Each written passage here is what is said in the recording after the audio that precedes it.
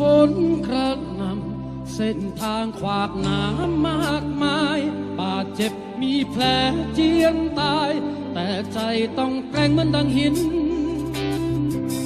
กล้าฟันฝ่าไม่กลัวไม่หนีความจริงนี่แหละความหมายคนจริงไม่หวั่นอะไร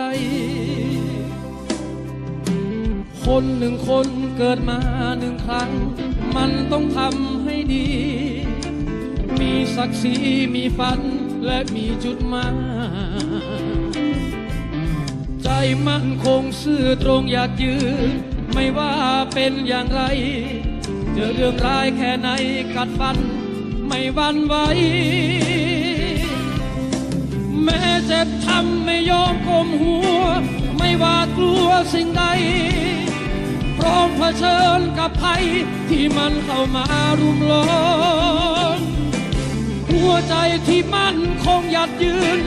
มันไม่เคยจะยอมต่อให้ล้มกี่ครั้งก็พร้อมลุกยืนเดินไป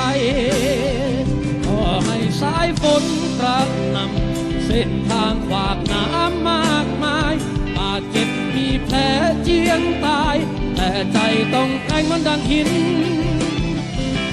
กล้าฟันฝ่า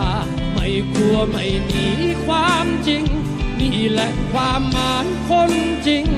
ไม่หวั่นอะไร